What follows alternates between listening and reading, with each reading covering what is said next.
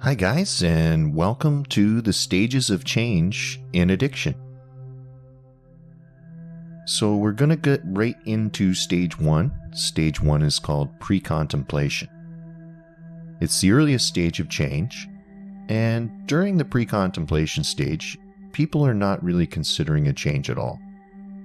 People in this stage are often described as in denial, because they claim that their behavior is not a problem. In some cases, people in this stage really don't understand that their behavior is damaging, or they're underinformed about the consequences of their actions. If you're in this stage, you may feel resigned to your current state or believe that you have no control over your behavior. If you're in this stage, begin by asking yourself some questions. Have you ever tried to change this behavior in the past? How do you recognize that you have a problem? What would have to happen for you to consider your behavior to be a problem? Now we move right on to stage 2.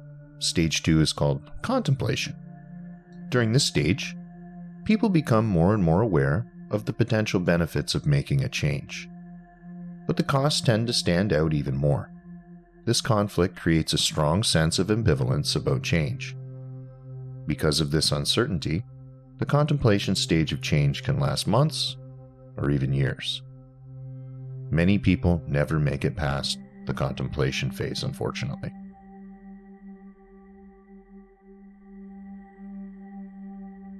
Now, stage 3 is called preparation. During the preparation stage, you might begin making small changes to prepare for a larger life change. For example, if losing weight is your goal, you might switch to lower fat foods. If your goal is to quit smoking, you might switch brands or smoke less each day. You might also take some sort of direct action, such as consulting a therapist, joining a health club, or even reading some self-help books. If you're in the preparation stage, there's some steps you can take to improve your chances of successfully making a lasting life change. Gather as much information as you can about ways to change your behavior. Prepare a list of motivating statements. Write down your goals. Find resources such as support groups, counselors, or friends who can offer advice and encouragement. Stage 4 is called action. During the 4th stage of change, people begin taking direct action in order to accomplish their goals. Oftentimes, resolutions fail because the previous steps have not been given enough thought or time. If you're currently taking action towards achieving a goal, congratulate and reward yourself for any positive steps you take. Reinforcement and support are extremely important in helping maintain positive steps towards change.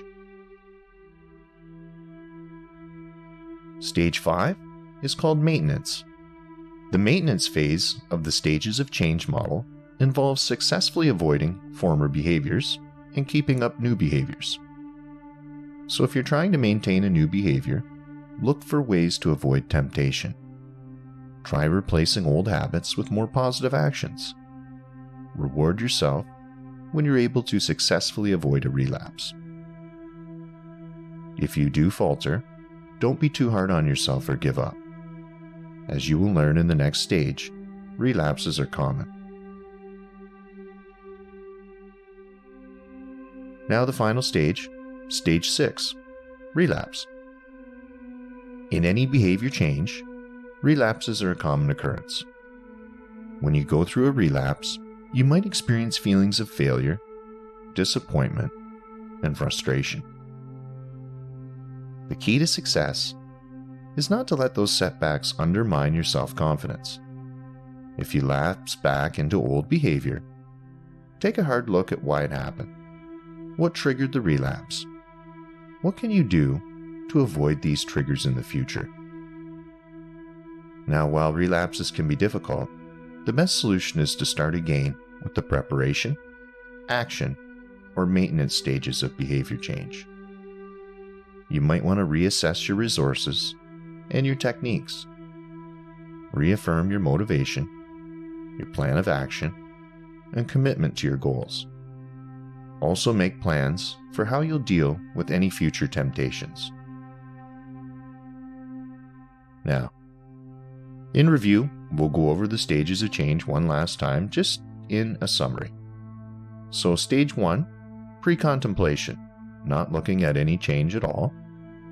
Stage 2, contemplation, very ambivalent and conflicted emotions. Stage 3, preparation, experimenting with small changes, collecting information about change, and even preparing a plan of action. Stage 4, action. This is direct action towards your goal. Reward your successes and seek out societal support. Stage 5 is maintenance. Maintain the new behavior and avoid temptation. Stage 6, relapse. Disappointment, frustration, feelings of failure. Always remember to identify triggers that lead to relapse, recognize barriers to success, and reaffirm your goal and commitment to change. It's not easy to make a major change and make it stick. You may be more successful in keeping your resolutions by using these steps. I hope you enjoyed this very short session on the stages of change in addiction.